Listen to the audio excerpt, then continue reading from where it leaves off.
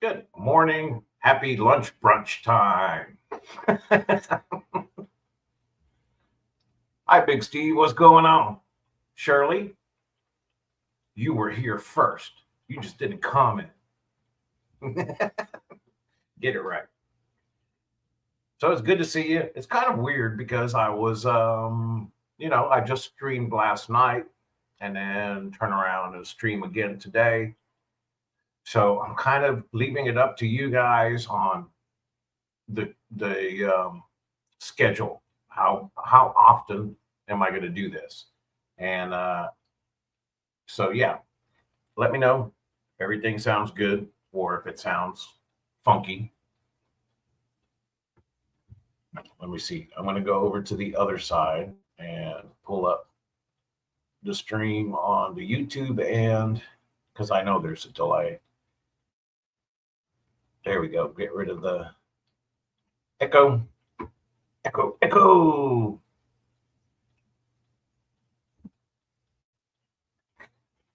So yeah, anyways. So I'm still trying to leave it up to you guys on how often, I'd love to on Tuesdays and Thursdays and even on Wednesdays, try to get some guests, co-hosts, whatever you want to call it. Just it was so much fun back in the day, in the before times, having somebody else to talk to besides you guys. Sometimes I ramble and I need somebody else there to say, hey, shut up, man. Hey, Daniel, how you doing? So what I decided for today, besides drinking some coffee, hanging out, and just talking about stuff,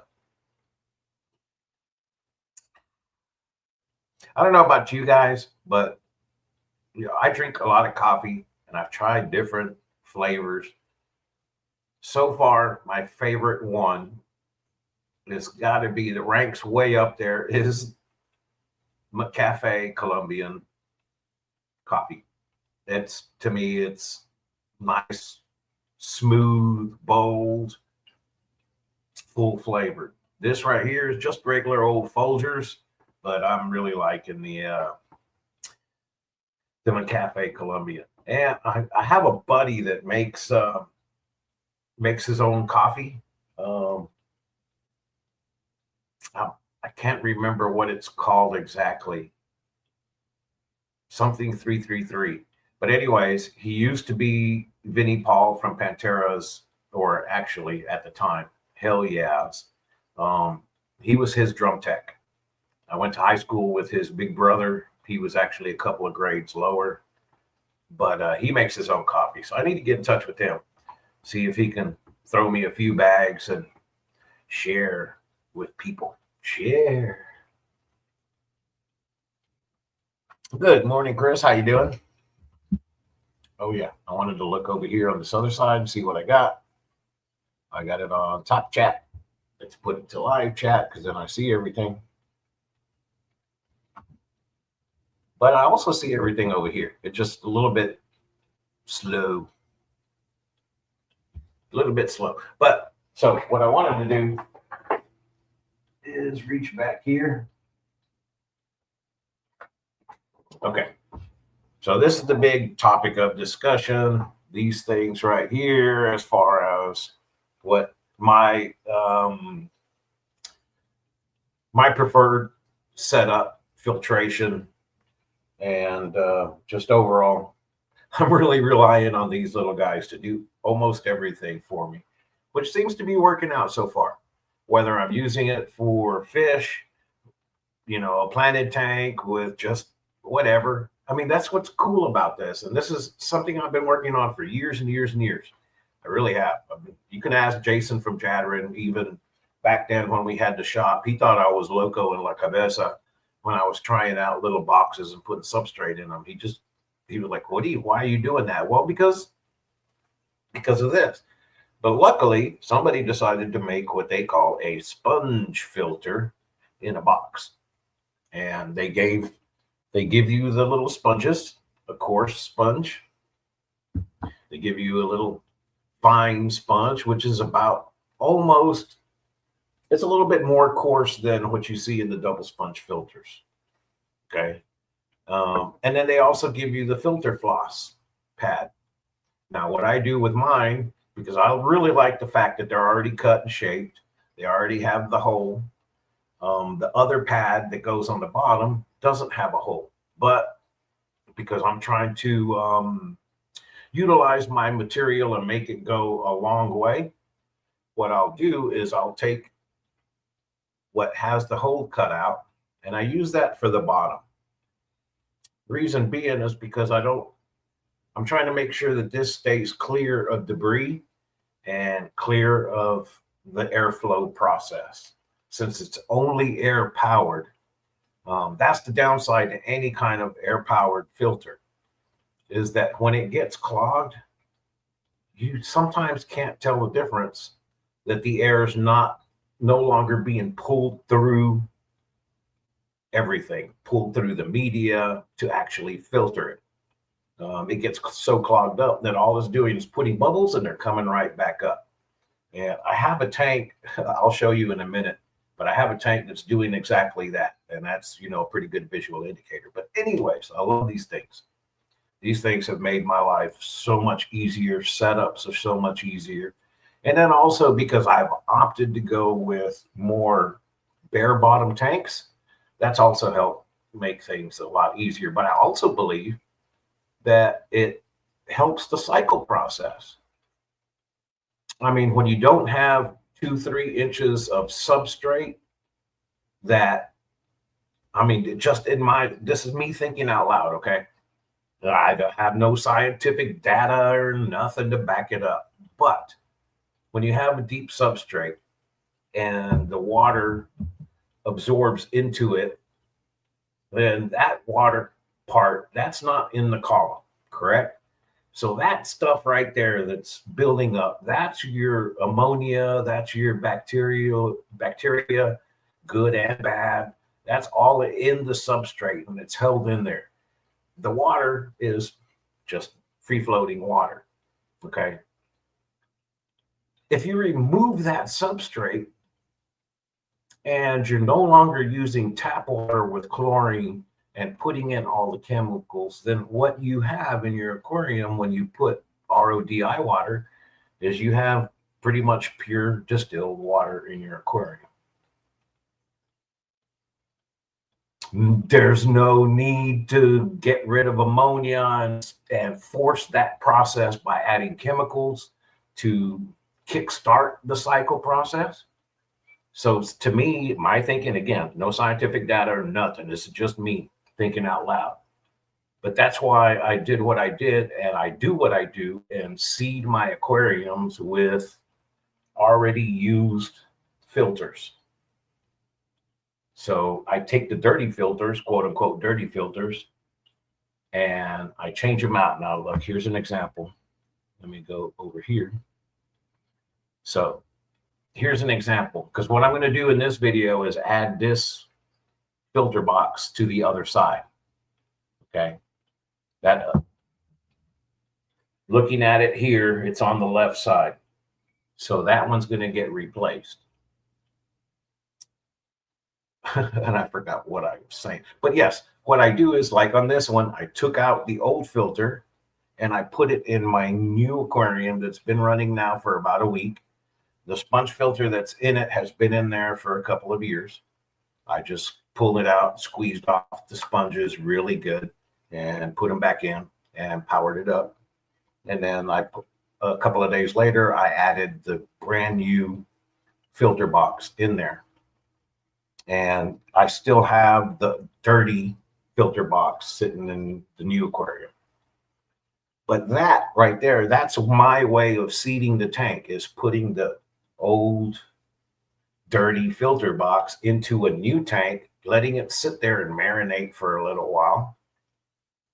Again, I'm not running it with airline, so it's not really flowing through the filter or anything like that. And I don't really want it to. I just wanted the bacteria to go, fresh, clean water, and start living in the, kind of just colonize the water column.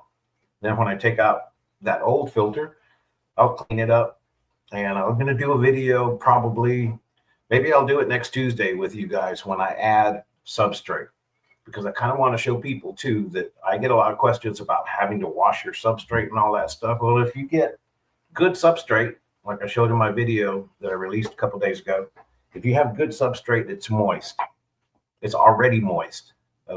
I think part of the reason why manufacturers tell you to wash your substrate first, aqua soil, even they tell you to wash it first, is because there's more chances of it being an unsealed bag. The substrate will be dry and it's very dirty. When it's moist, it's not dirty per se. There's not dust. So, anyways, when I put substrate in the tank, I take it directly out of the bag. I take my little scoop or cup or whatever I'm going to use to drop the substrate into the aquarium. And I'll take that little cup and I'll just drop it directly into the tank. Yes, there's a little bit of cloudiness. There's a little bit of dust that pops up, but that clears up really quick. And again, my thinking is I'm not putting so much substrate that now I've created a whole new variable in my tank. I'm just putting enough to cover the bottom a little bit, get rid of some of the glare, give the shrimp something to graze on, and for biofilm to grow on. And all of the cycling is in the water column. You know what I'm saying? I don't know.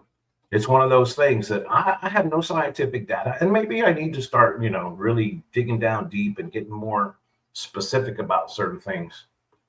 Hey, what's going on, Johnny? 3G fishy things. So yeah, maybe I need to do some scientific data for all of the scientists and experts out there, but these are aquariums. And it's a hobby and it's supposed to be fun. So that's part of why I don't want to be the fish police. I don't want to be the shrimp police. I don't want to criticize people for what they're doing. If you're doing something and it's working for you, great. That's all that matters. And the same thing I have here. It's just that I truly believe if I can make this work the way I'm making it work, then I believe pretty much anybody can. Not that I'm that inept in what I'm doing, but just because it's kind of one of those things. The proof is in the pudding, and I'm kind of putting myself out there and my reputation, whatever it may be, putting it on the line by endorsing this method that has seemed so bass-ackwards. But I've seen too many professional aquarists, whether it's fish or shrimp, that do bare bottom tanks. And that's what gave me the idea. Why do we need substrate? Why do I need to spend all of this money on substrate just to keep shrimp? Well, I don't. What I need to do is buffer my water. And when I switched my focus to just buffering the water, that's what gave me the confidence of doing this. This is what this does. You can do it with a hang-on back filter too. You get one of those pads, and it helps buffer the water, keep it soft. So anyways, my thinking is the cycle process is reduced drastically by doing this. I haven't lost any shrimp when I've done it. Now, have shrimp died in my aquariums? Very important question. Yes, they have. And I ain't going to lie about that. I'm not going to tell you I've never had any problems. I have, but not in a long time. When I bought shrimp from other sources that were importers, and I bought wholesale shrimp, I did run across diseases. When I've worked with people whose main focus is huge imports and then just selling them retail, they have disease issues. That was the first time I've ever seen with my eyes the Elabiopsidae fungus, the green fungus that grows in the bottom of the shrimp's bellies.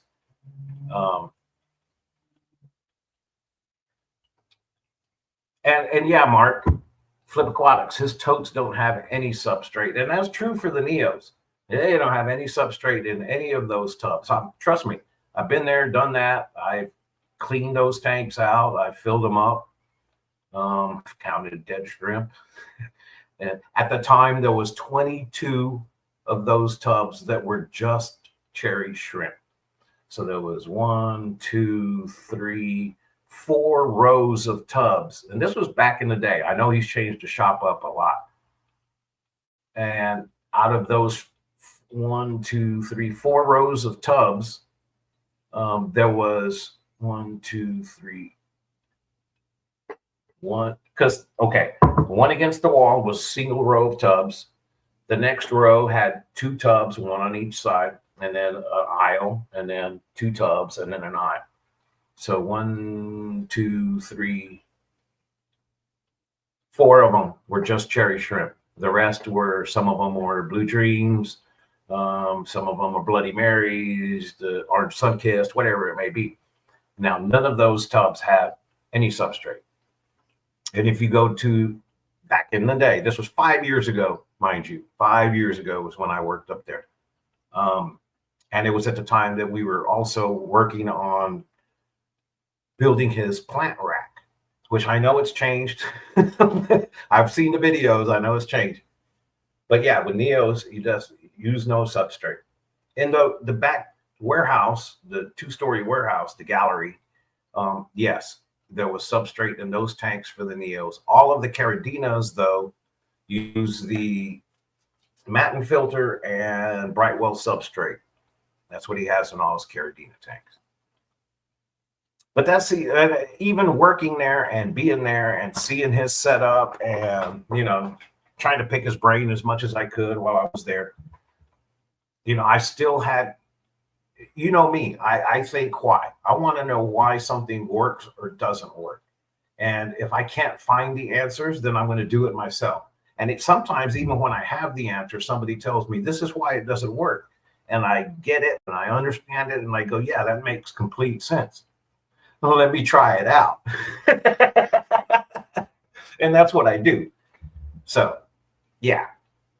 But I kind of wanted to show you guys just what it looks like when you change out one of these in the aquarium. It doesn't muck it up too much. It's all about the substrate, I think. As long as it's moist. If it's not dry and dirty, if the seals aren't broken, then it's going to be good, and it doesn't muck up your aquarium. It's the dirty, dusty stuff that's already dried out that often you find at the aquarium stores because the bags are open. I mean, I don't know how many times I've gone to the pet store, picked up a bag of Fluval, and the substrate starts pouring out of the corner. I don't want that bag. Or I pick up a bag of Fluval and it goes, and it sounds like there's gravel in there. That tells me that it's all dried up. When you pick up a bag and there's no air leaking and it sounds like a bean bag, that's the best way to describe it, a bean bag. You hear it moving, but not crackling. Implementing your filter box style, would it work for Neo shrimps? Yeah, just when you get the box, use it exactly as is. You don't have to do this. You don't have to put the substrate into it. It comes with the gravel and the ceramic rings and then the sponges. Wash it off and then put it in the tank. And that'll be good for Neos. That's what I have in this tank down here.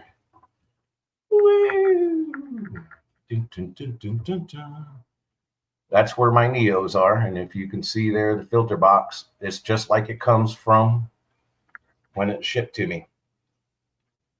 Ta-da! And in the aquariums where I have guppies or stuff like that, then yeah, I'm doing it just like that.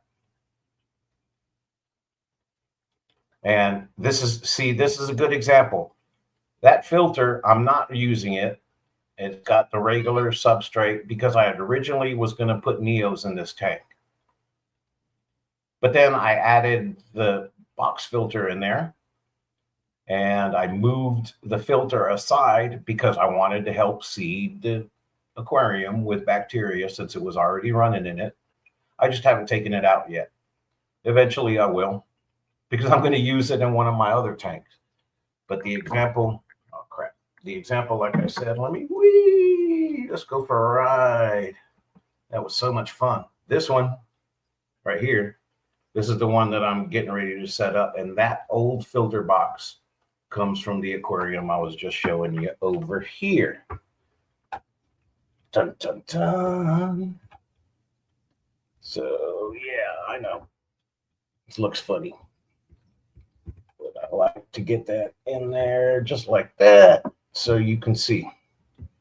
Because I'm fixing to go to the other side of the aquarium. I'm just using a little curtain that I cut to block off so you can't see the backside.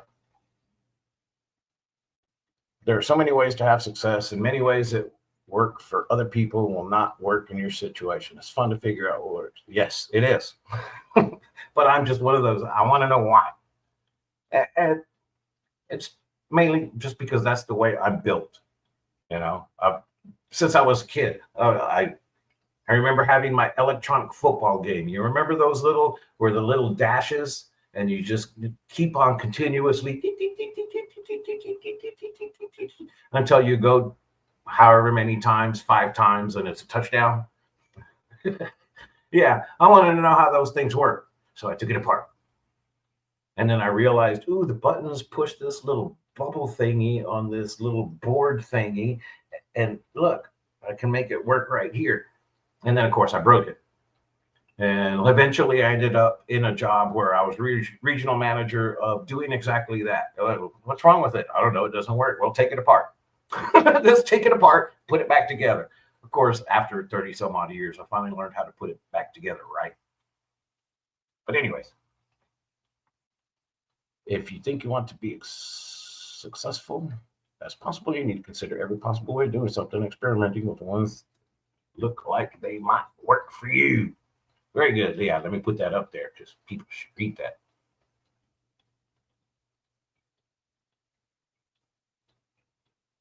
Don't let anyone tell you that something does not work when you're watching someone else succeed doing it.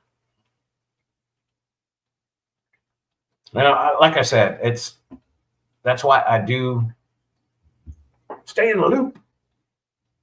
Thank you, Fish Fam. I appreciate the love and support. Okay, so let me get this set, and I'm going to do this real quick while I got you on here. It's real good because this is a cheap stand. It's all crooked. Oh my God. Do it this way, Jerry. Yeah, there we go. That's pretty good. Let me see if I can take me off. Do I take me off?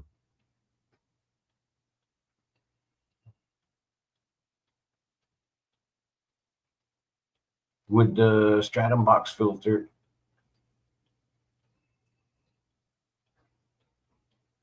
Yeah, you could do it with stratum. I mean, look, when I first started doing shrimp 8 years ago, God, 8 some odd years ago, I didn't know any better. There wasn't very much information on the internet. And I went to the store and I saw this bag of this fluval stuff that said shrimp and plants. So I bought it and I threw all my neos and I bred and raised all of my neos using stratum.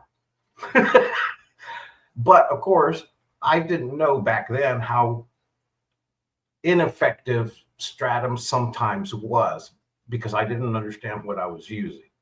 I didn't understand how to use it, and I didn't realize that I could use it for caridinas because back then everybody said it was crap.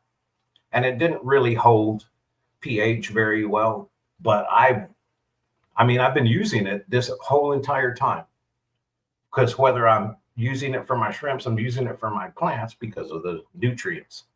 But I think they've gotten a lot better at making it. It lasts a lot longer. I'm getting pretty consistent pH levels using stratum between 6.1 and 6.4. Sometimes I'm getting as low as 5.8 on some of my aquariums.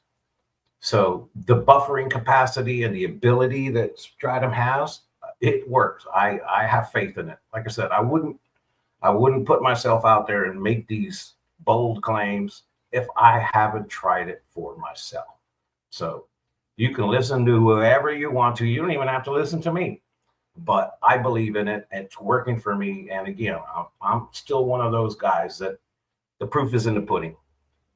And if you don't believe me, try it. Just try it yourself, and give it a chance.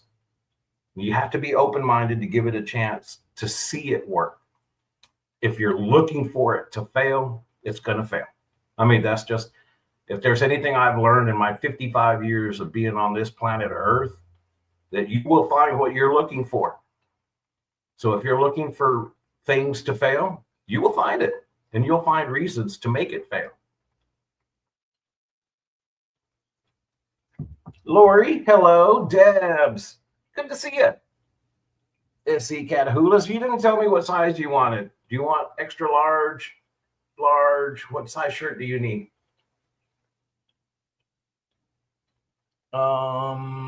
Let's see. Everybody else. Oh, look, Lori's saying hello to everybody. Thank you, Lori. You're so good. Okay, well, while you're doing that, let me see if I can make a.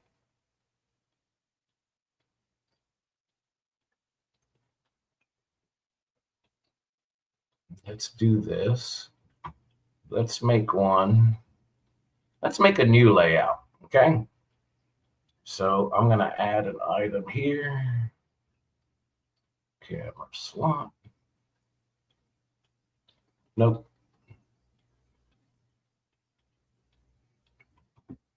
I don't want that camera.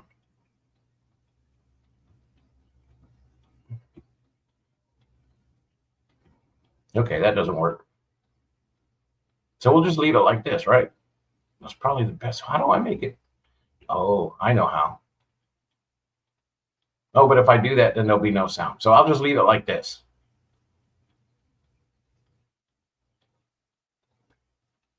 I'll leave it like this. You don't need to see the other side because that's already taken care of. But I'm going to add this in there real quick. Go ahead and drop some comments, so that when I come back, you can see it. I won't be able to read the chats until I get done over here. So give me a few seconds and let me get this done. I need an important piece of equipment. Where did I put it? There it is. Look, this important piece of equipment. Why?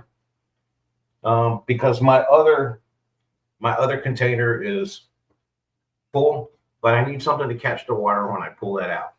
You'll see I'm going to pull it out slowly. Some of the detritus and muck from the filter is going to come out. Not near as bad as some of those sponge filters. And as soon as you touch it, it just, and it's a cloud of cloudiness. But let me do this real quick. This, like I said, this catches the water. I put it on here, and then I do my stuff and put the other one on, and the water collects in this tray. Gotcha. All right. So here we go. Let's see. Can you see my face?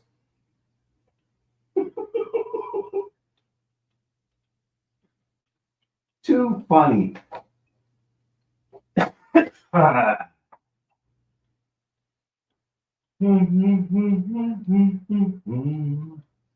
So yeah, little inside joke. I don't even know if you can hear me. Let me just do this and turn off the air.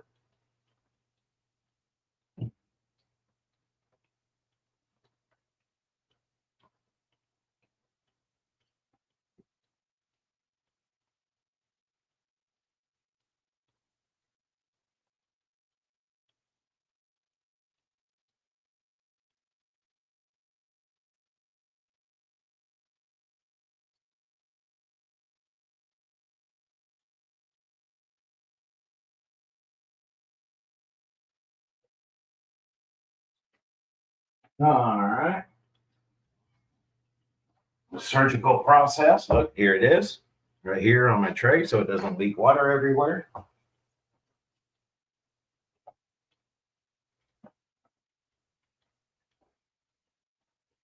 Then for poops and giggles, I like to clean off the air hose that has been in the water because it feels a little slimy. So I go ahead and clean it off. Oh yeah.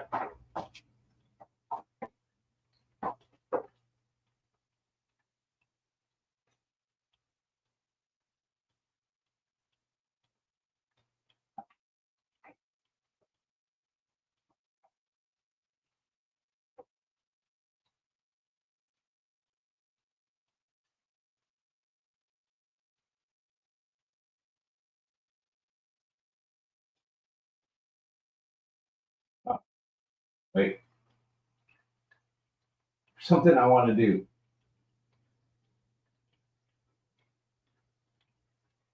Crap.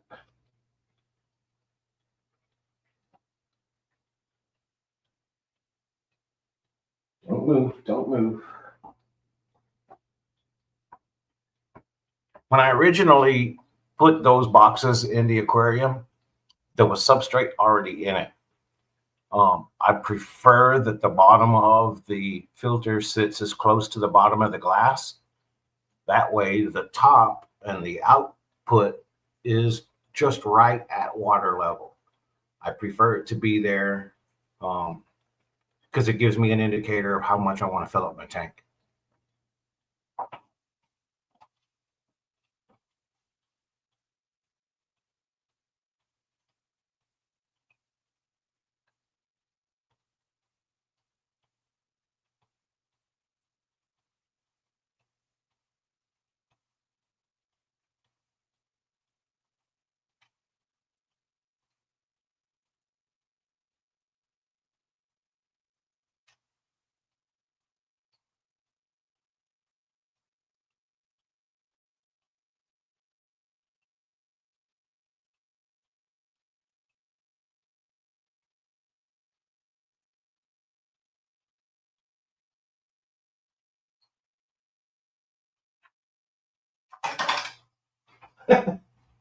Yeah, Lee.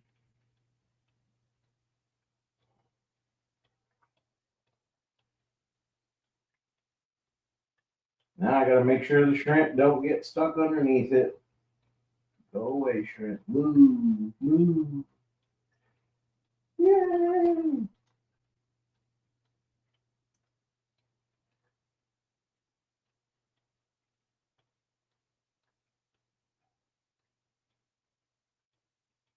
Yay!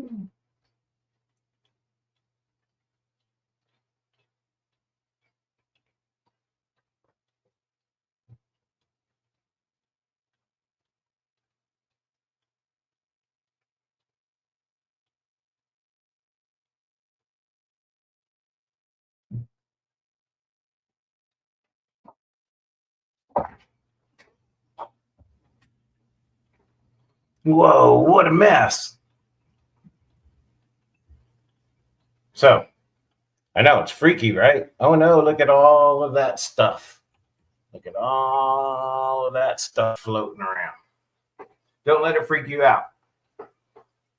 I know it's crazy to look at, and maybe you're thinking, why would you let your aquarium do this? Because for a couple of reasons. What I'm going to do here, as soon as we get done talking, is I'll probably pull out a little bit of the water, maybe about, I don't know, 1%, maybe, if that much, just to get out some of the detritus, and then I'll add some fresh water in there. I don't freak out about this at this time right now. Most people would. Oh, okay. Extra large, no problem. Most people would freak out and be like, oh no, what are you doing? It looks nasty. There's going to be an ammonia spike or whatever. If my tank stayed like this for 30 minutes or something like that, then yeah. But it's 11:35 now. So we're going to do a little experiment. We're going to go back to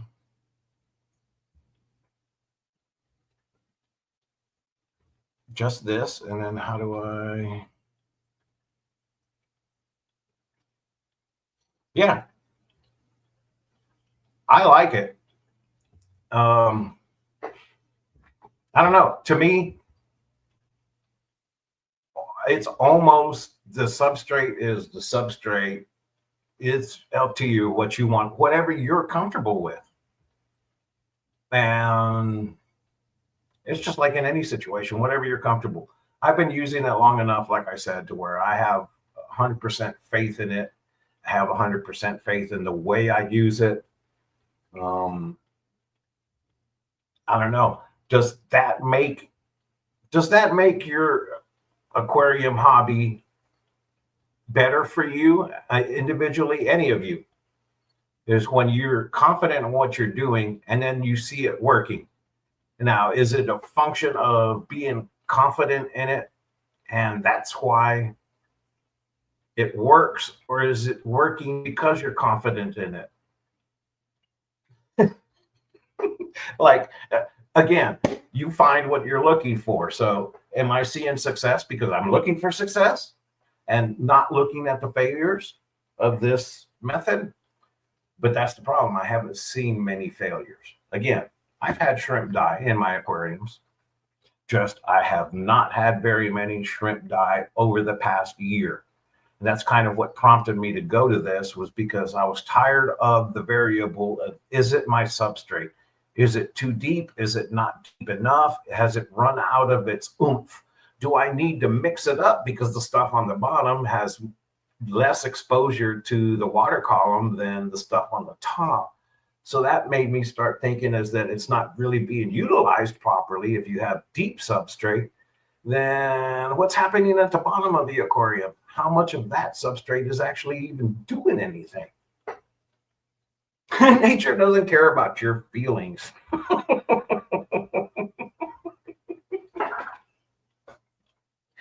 And that's the other thing.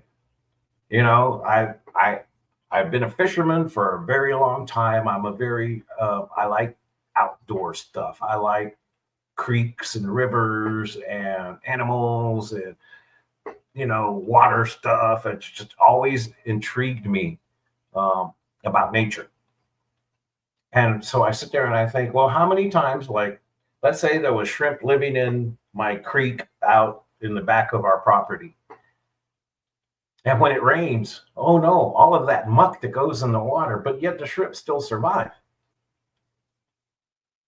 Well, I mean, how's that possible? There's nobody in there putting chemicals to clear up the water. There's nobody adding a bunch of food to feed the animals in the creek. So how is it surviving? I mean, in our boxes, we have to add all of this stuff. We have to do these things a certain way in order to make it work. Well, I think that's unnatural. And no, I'm not going to go as far as to go off the deep end and to say, you can throw dirt in your aquarium and throw some substrate on top and put your caradinas in there. The only reason I won't is because it scares me. I don't know what's in my dirt. And I've worked so hard to make sure I eliminate anything that is not needed. I don't want to put dirt in my aquarium. Now, have I done the dirted method? Yes, I have. Has it been successful? Yes, it was. But that's not what I want to do with my aquariums. It's not feasible for me to do that in every aquarium and then keep the maintenance up like I want it. And if there's any, again, some of the things I've learned about aquariums is once your aquarium has become stable and it's matured, it's marinated, it's been going for a while, you can go and muck up a tank really badly, and we'll see in a minute.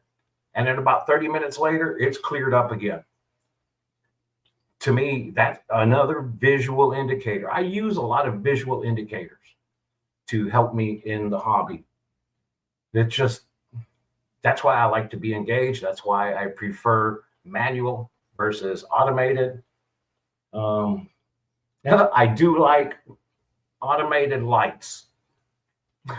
That's one thing out of the entire thing that ever since I started back up again and started realizing there was timers and the lighting was dimmable and programmable. When I got my first fluval planted 2.0, I got that thing and I was like, ooh, I can program it to the certain specific spectrum to all these colors that my eyes don't register because I'm red-green colorblind.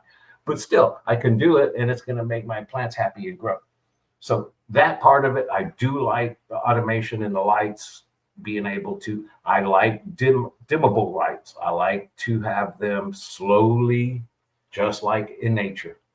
So the fact that we have those, I use the Phoenix Planet Plus 24/7 lights. I love them. They're a little pricey, but I love them. They're great. Hey, Dexter. Saw your latest video with your method.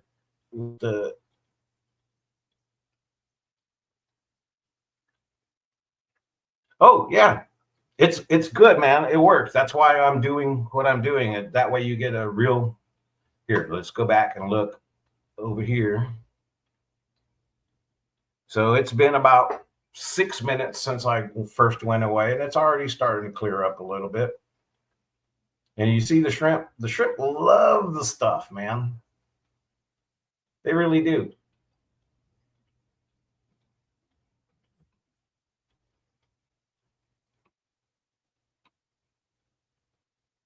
No, I haven't explored Caddo Lake.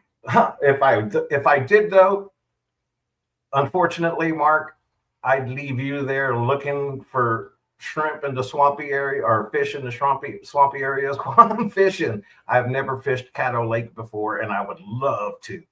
Like I said, I'm a big old nerd. At one time, I had invented and I even drew out the designs and I machined them because I was a machinist, and I actually made my own for research and development, and they worked great. But I made little weights for plastic worms, and not just the bullet weights. Those are normal. I didn't manufacture those, but what I manufactured was what I called a clicker. And it was a little piece of brass that sat behind the glass bead that you put in front of the bullet nose weight when you do a Texas rig, when fishing. Hopefully I'm not going over everybody's head, but yeah, I don't even know why, but Caddo Lake, yeah, I'd be fishing. I do have this badass creek on my property, okay, or the property I used to live at. I consider it mine because we bought it like 28 years ago. I just never moved out here until recently. But it's a badass creek. It's about 12 feet deep, maybe 20, 25 feet wide. When you drop down into the creek bed, I mean, it's amazing. And I always tell my buddy, I was like, I want to go back there. I want to see if I can find fish. There's no fish. There ain't nothing living in there. There's nothing out there. I've looked for years and years. There ain't nothing. Okay. So I don't go. But I'm sitting there going, there's stuff in there. There's stuff in there. I know there's probably least killifish. So at least there's some of those. And I'm pretty sure I want to go find some really cool river rock and river gravel. I'm sure there's some awesome stuff out, but I asked him about that this past weekend. He was like, oh, there ain't nothing out there. I told him, I don't want big boulders. I want little awesome, decorative, unique rocks that I believe I can find out there. But yeah, I would love for you to come out here. We could go. We have acres. There's about 4.5 acres of floodplains. So when it rains, like it just did, that whole area back there gets a little swampy. But once the river clears up, the creek, it's usually about this wide and maybe this deep. But when it rains, it's like full on raging rapids, full 12, 15 feet deep, whatever that channel is. Full, my trees are going over our bridge. We made a bridge to go over the creek to get to the other side. Yeah, but heck, I got creeks right around here that I want to go to that are right around my neighborhood. I'm like, ooh, I want to go foraging.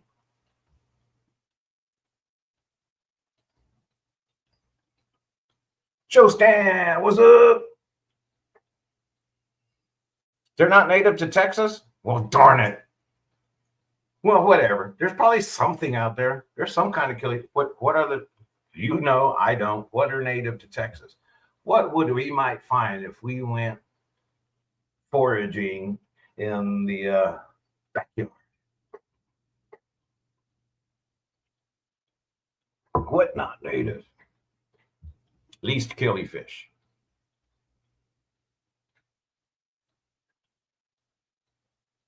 Oh yeah, there's tons of salamanders. There's tons of amphibians out here. There's all kinds of stuff back there. But I'm just thinking there's got to be, especially after the rains. Now, maybe not, during the dry season in the summers, but there's got to be something, some kind of fishy things in the waters back there. I'd love to explore, or maybe not back here, but there's got to be areas around here. I mean, there are so many reservoirs around here, so many. But Tawakoni is right down the road. Lake Fork is right down the road. I mean, Lake Fork is right down the road compared to Caddo Lake. That's for darn sure.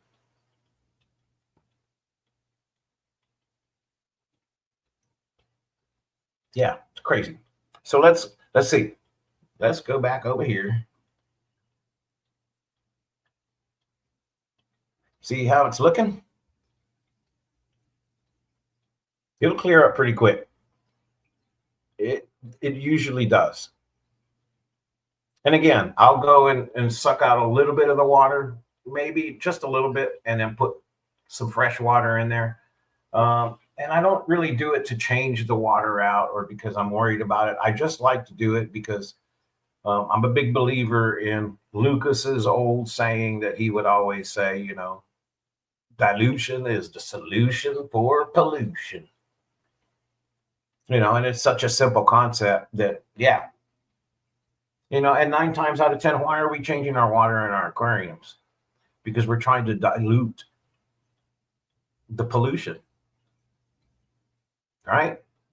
You're trying to get out the bad stuff in your tank and make it fresh without disrupting the overall ecosystem. I want to ask, since you're using fluval stratum, any review on it, like its pH, water parameter, how long it lasts? Okay, well, some of these questions are kind of hard to answer, and not because I don't know, but it's because I can't really tell you how long it's going to last in your aquarium with your water conditions, with the number of fish, plants, otherwise shrimp, snails, whatever you may have in there that's contributing to the detritus in the aquarium. But like I said earlier, and you probably weren't here when I said it, the stratum from back in the day didn't hold pH very well, so I used it for my neos, and not knowing that I could use it for my Caradinas. But I pretty much keep 6 to 6.4 is pretty standard on all my aquariums. Here, we'll do this just to ease everybody's mind. It was just recently calibrated, so I do not have to calibrate this again. But more important than my TDS meter is this little feller. Let's go back over here. This little feller.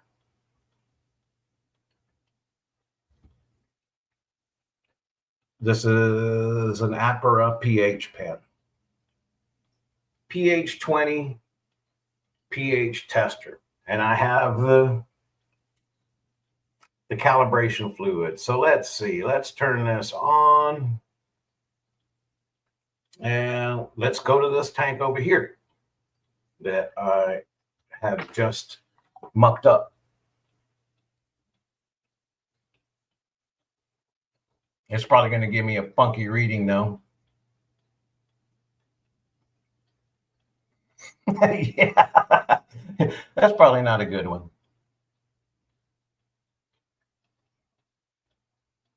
Or maybe I need to calibrate it because it's not reading right.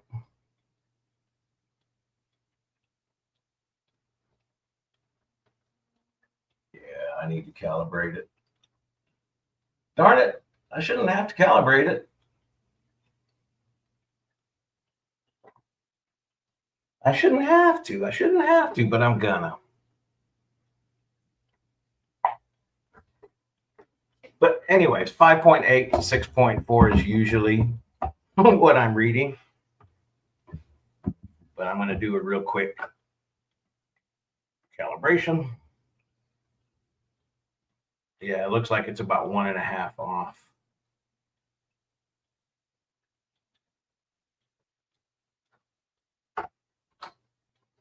Let's give it a chance.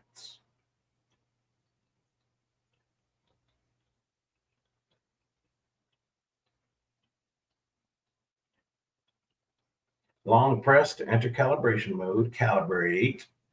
I put it into solution.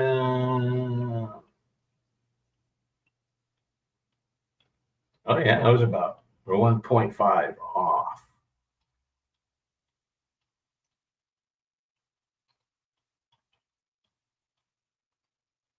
Come on. There it goes. There it goes.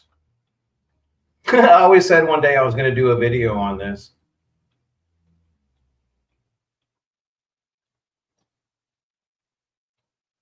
Okay. So now that's good. Rinse it off.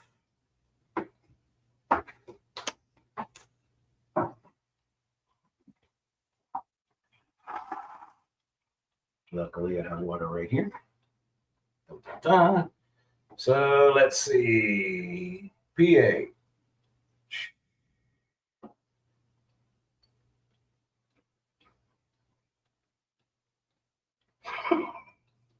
You're going to catch me lying, damn it.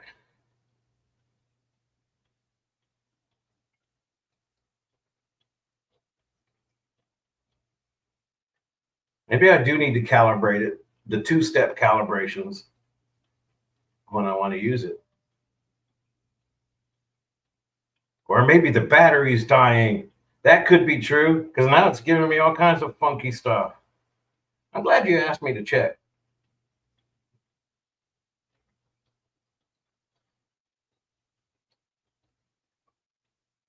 Yeah, I got to recalibrate it. Because that one said 5.4, and I know that's not right.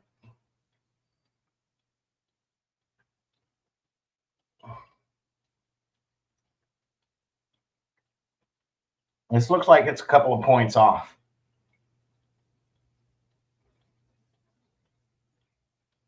Yeah, 6.4. And that's about all I need.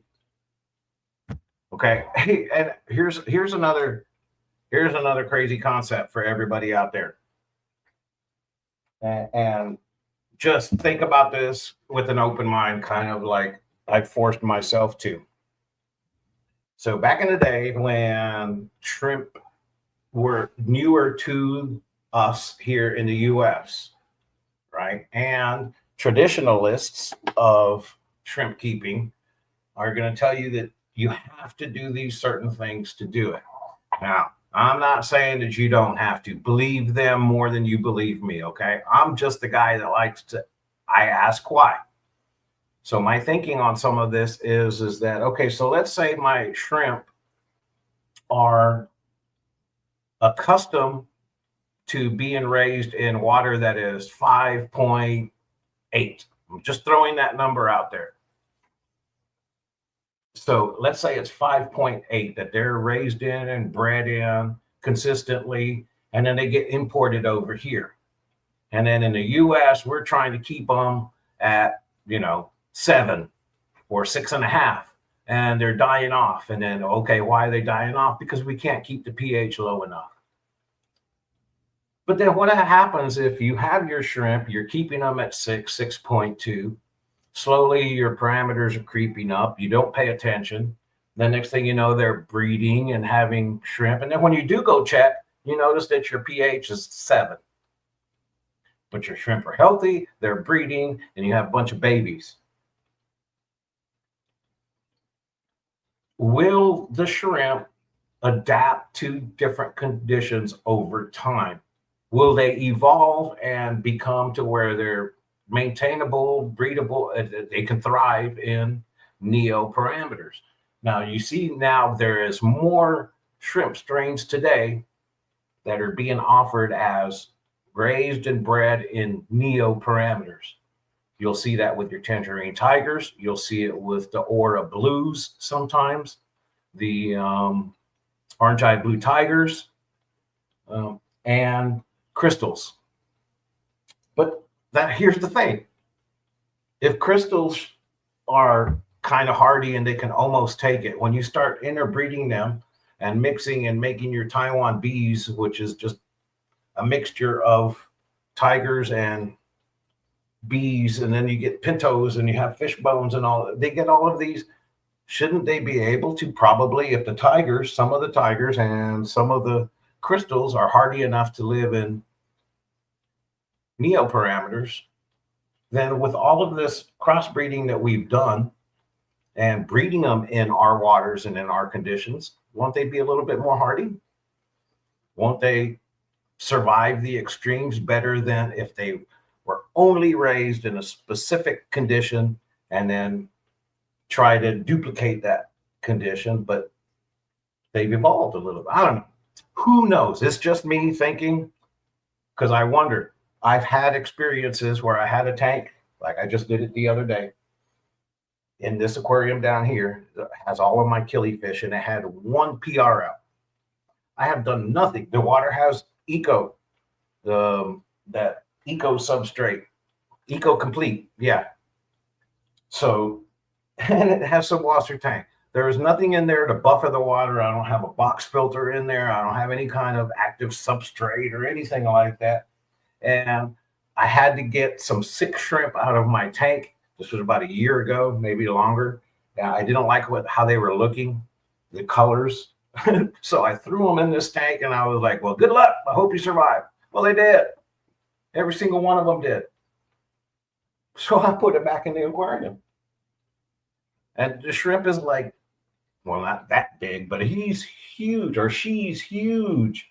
She's the original mama. And what's really cool is once I took her out of that tank and put her back in this tank with all of her siblings, her color's cleared up. She's no longer yellowish. She's pretty much black and white.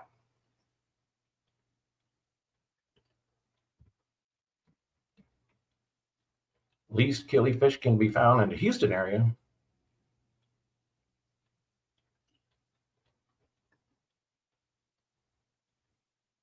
TDS senses were tingling. Oh, darn it. Darn it. Yes.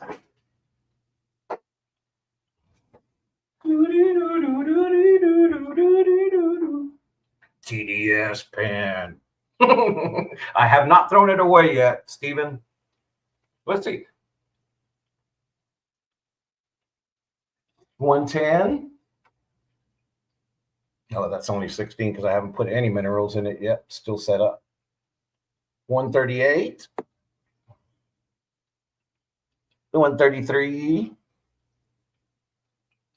154. Ooh, that's a little high. Need to top it off. 161. They both need to be topped off. 148. 130. 127. And the one that I just cleaned out, the 141. So here we go. Now, like I said, all of the parameter stuff aside, because you know me, I'm not a big parameter guy. It's the wrong thing to try to chase. Chasing parameters to me is like, it's stupid. Okay. I see it all the time when people ask a question. Well, I'm trying to figure out what's going on with my shrimp. Well, what are your parameters? What's your TDS? What's your pH? What's your ammonia? What's your nitrate? What's all of this stuff? So we can't ask a simple question without having to go through. And I've seen groups that do this now, to where in order for us to help you with your questions, please list water conditions, lighting, size of tank, the pH, the nitrate levels. You basically got to give them a full scientific report. If you want to ask a question, hey, what's going on here? Maybe somebody has some ideas. It's crazy.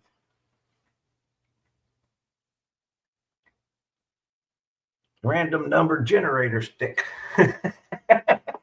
Yes, I understand that. But like I was saying, I don't know if you were here, is the way we think about what we're doing contributing to our successes or failures. In other words, like if I believe that this random number generator stick is helping me keep tabs on my tank and they're working, then why not? Now, I don't use this as my only reference point. Like I said, that's why I have a pH pen, because when it all boils down, I know that if I'm keeping my TDS at a certain level below 150, that's really all I'm trying to do, keep it below 150 and above 100. Then if I keep it like that, usually my pH is stable and it's going to be around 6.5 or less. And how do I verify that? Is because I go back with my pH pen when it's working properly and it's not giving me random number generator stick stuff. Might as well just use the paper strip, And that's kind of what it boils down to. Is it? I don't know. For me, it's all about my experience level, my comfort level. I just look at my shrimp. Really, those things are just kind of like security blankets. You know what I mean? They're kind of security blankets to help me see. Now I can look at my aquarium and I can see this aquarium looks a little greenish to me. I bet you if I put a master test kit to it, my nitrates or nitrites or whatever is going to be a little bit high. But I know this. And again, how do I see these color changes if I'm red-green colorblind? I don't know, but I can look from tank to tank to tank to tank to tank and tell you I can kind of see where I need help or where I don't. And it may not be that it's green that way because the water itself is green, but it may be because of the green walls and the green bottom and the green moss. So it gives it a little bit of a green color. Does that make sense? I use TDS meter to measure my swamp water.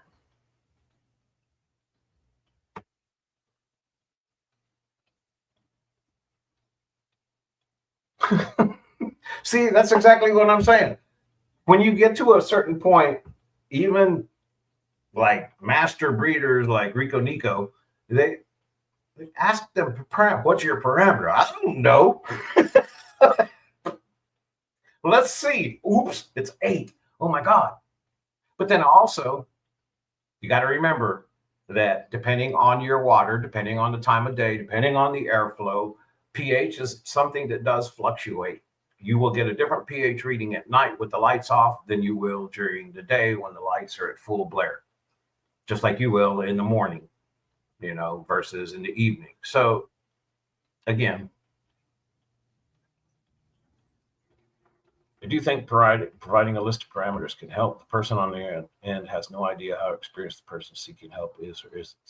Got to be able to rule out stuff. Yeah, I get it. But see, way back in the day, when I first got into shrimp, I found this group on Facebook, and it seemed to be a pretty cool group. It was USA Freshwater Shrimp and Plants.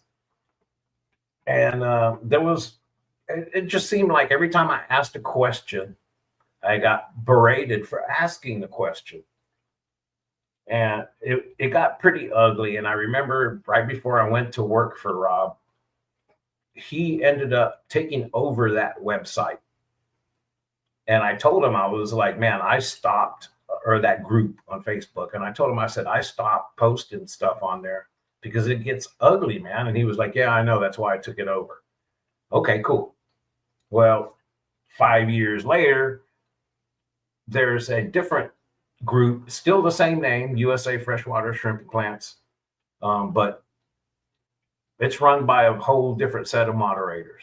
Rob has his own Flip Aquatics Freshwater Shrimp and Plants. He basically just changed the name to whatever it is, Flip Aquatics. And then, so Eric and a bunch of breeders and myself, we're all moderating and taking care of the other one. But it's because I think people should be able to ask questions without having to provide all of that stuff. Now, first, yes, generalized parameters and stuff, sure. But that's just it. If a person is just starting out and they're like, I think I want to try this plant in my aquarium, and I put it in my aquarium, and a week later it died. And I don't know much about plants, but why did it die? So let me ask a question. I put a plant in my aquarium and it died. Does anybody have any tips or tricks, or what did I do wrong? Is special fertilizers or whatever? Well, what are your parameters? Blah, blah, blah, bitty, blah, bitty. Right off the bat, did you even ask? Well, you just bought it from the store, so it was probably grown immersed. It's probably going through the transition period. Maybe it's not dead. That has nothing to do with the parameters of your tank. Nothing. Zero.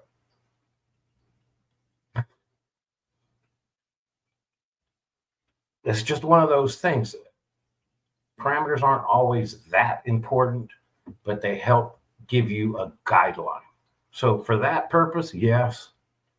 But when people ask me stuff, I don't haul off, because they may not even know how to check their parameters. They may not even understand what a water cycle is. It just, you never know. So anyways, yeah, whatever. Yeah, I know. People forget the human. And that's where I'm at. It's like, man, come on.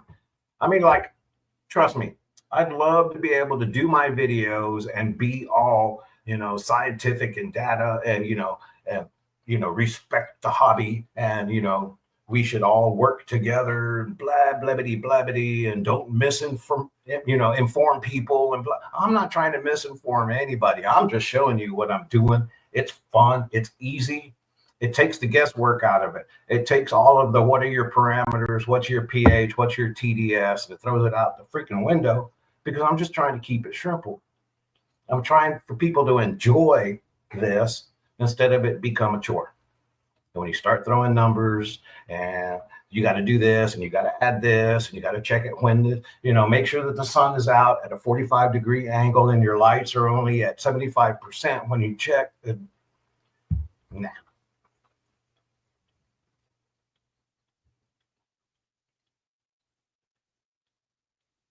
Yeah, I get it. Yeah, things happen. And you're right. I mean, trust me. You're right. I know. But the way it comes off is my whole thing about it. I mean, what if my parameters are perfect? What if I give you information that says, in your mind, the parameters I gave you are perfect? So there should be absolutely nothing wrong with the tank, but something happened. So what then? If it has nothing to do with the parameters, what then? What can a person adjust in their car? Oh, well, your pH is too high, so definitely that's the problem. Well, no, everything's perfect. So now what's the problem? My fish still died, or my shrimp, or my plant. And asking somebody, well, what are your parameters? And that has nothing to do with it. Something happened that has nothing to do with the parameters. Like maybe they put gas in their vehicle on their way home from the pet store and didn't realize they had spilled some gas on their fingers, and then they went and handled all of the plants and they stuck it in their aquarium.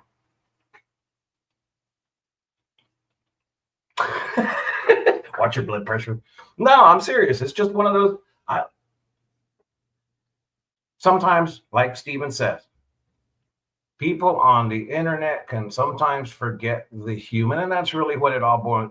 Whatever I'm saying, the words coming out of my mouth, it's because I'm passionate about this, and I feel like that too many people get run off from the hobby because of that mentality.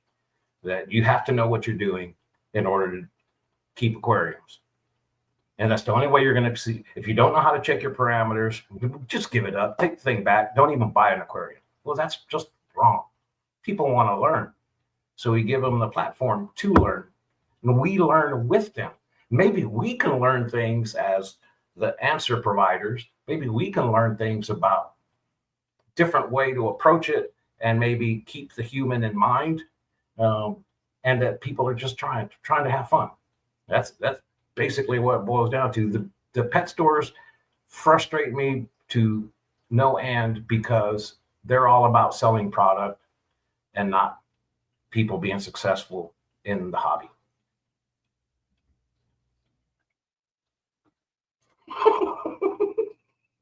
Yeah, all those things would be my response, depending on the plant. Yeah, but you're like a plant guru, Stephen.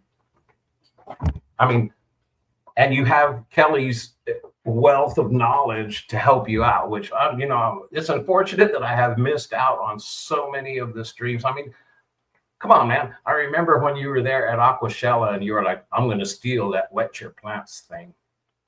And you did. And you're doing great with it. And I love it.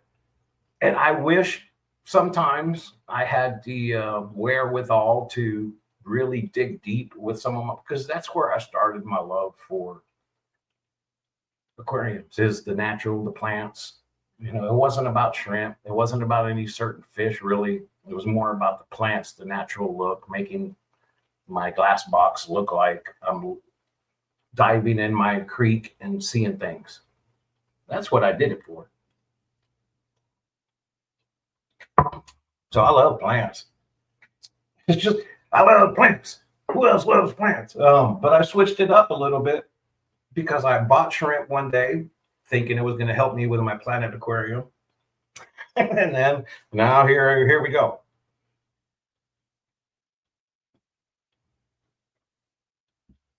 Like maybe a piece of wood made two groups of shrimp perish in the same tank a year apart from each other.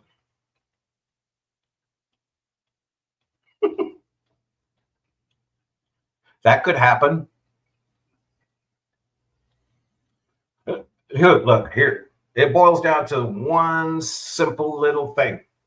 I would prefer that the chasing parameters kind of take a side step to, I still have hair. I'm just, my forehead is growing as much as my hair is growing. See, look. Woo. My forehead is growing too. There is more forehead space than there was previously. So, okay, look, I've been rambling and rambling. Boy, y'all got me going, and I love it. I do. I'm very passionate, as you can see. And I, like I said, parameters, yes, they're important, but don't chase them. Don't make people go chase them until they're ready for them. Until they're ready to understand why they're chasing them, what they're chasing them to, and how they're going to correct it versus just adding a bunch more chemicals. Oh, you want me to do, I got to drop my pH. Well, let me put this drops of pH down. Oh, it needs to be higher pH. Well, let me put these drops of pH up. That stuff like that just drives me crazy. No. Ooh. Just let it simmer. Let it marinate. Let it be natural. He had a bit of a heart attack. I added some CPDs to that tank yesterday, so we'll see if they can survive.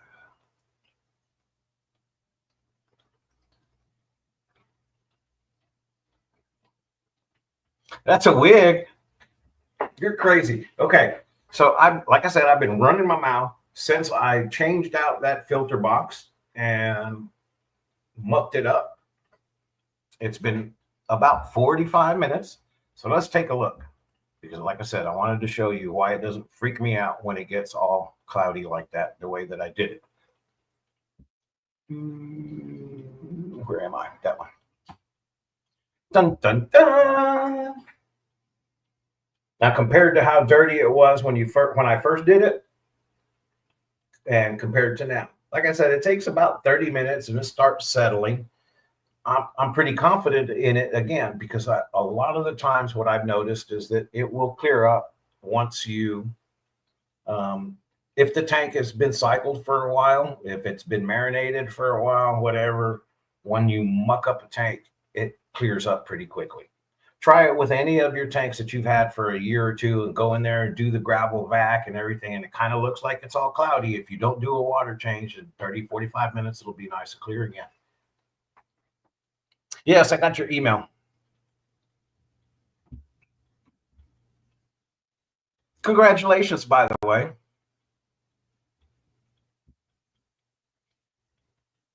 And thanks for joining and having a blast with me last night. It was really fun.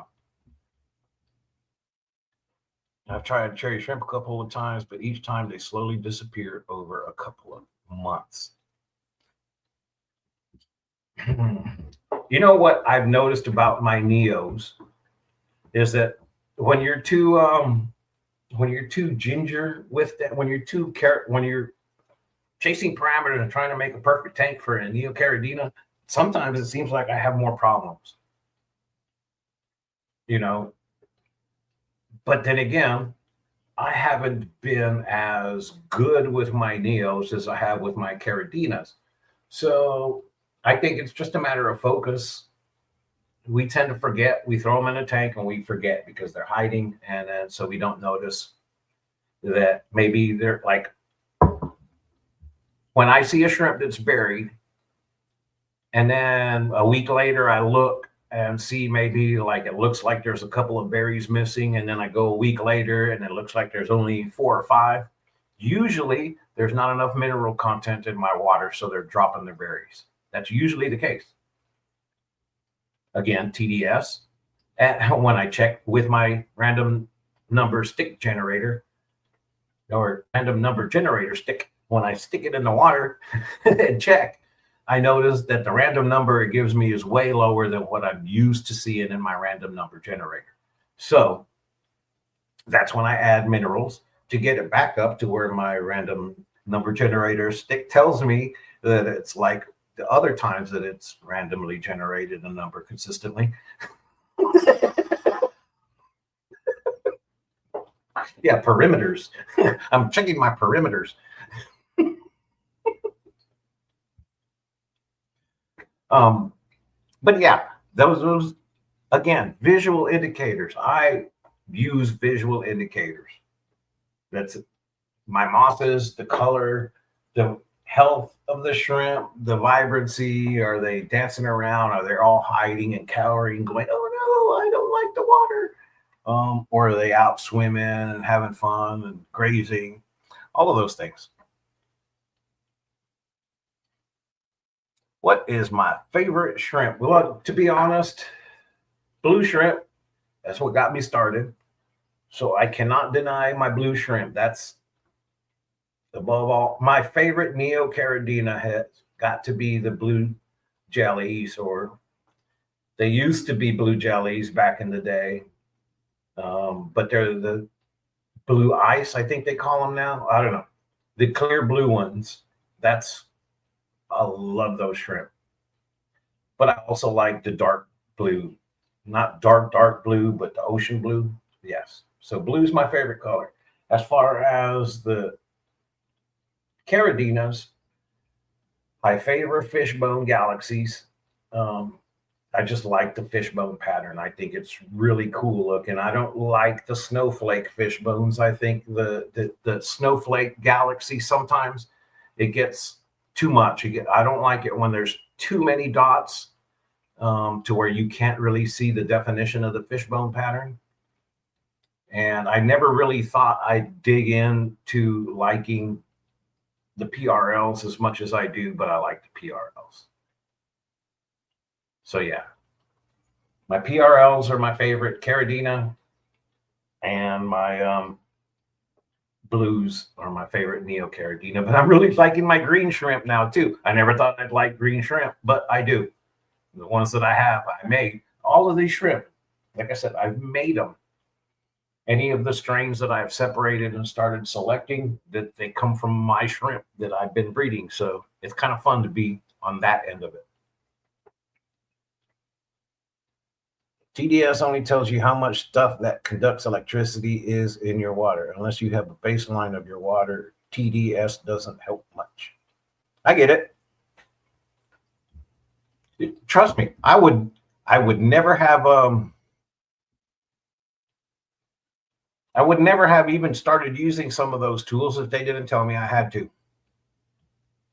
All the experts told me I needed to do these things, so that's why I started doing it. How much do I utilize that stuff to make my decisions on what I do in my fish room? I don't use them as much. A lot more of it is just, like I said, I look at what's going on. I look at my shrimp. I look at my mosses. I look at the water. I look at the filters. I just kind of see, like right now in this tank, you can see that there's a bunch of debris floating around. Well, if I had a bunch of debris floating around in an aquarium that had been running for 6 months without any changes, then I'd be a little bit concerned that the filters probably aren't being as effective because there's just blowing the muck around instead of capturing it. So, yeah. But we've been going for an hour and a half almost. I really appreciate y'all hanging out and listening to me. I was streaming last night and I didn't stream Tuesday because I went to a doctor's appointment. I had to get my ears checked because I'm half deaf from being a drummer most of my life. So they're trying to figure out what they need to do for my tinnitus or tinnitus, whatever it is. It's pretty bad though. Sometimes it's very deafening. How did you get behind a video? I don't know. But anyways, so I'm going to take off. I'm glad y'all stuck around. Hit me up with questions that you may have. If you got some ideas, I'll maybe try to do this, try to do that. Whatever it is you can come up with that maybe you'd like to see a video, send me an email. Let me know. Other than that, I will see you on a stream next Tuesday. Most likely. What is Tuesday? I don't know if I don't think it's Valentine's. I think it's oh no. Oh well, doesn't matter. See you next Tuesday. Y'all have a good one. Peace. I love shrimp. Oh wait, let me do that real quick. Where is it? I love shrimp. Who else loves shrimp? I love shrimp. Who else loves shrimp?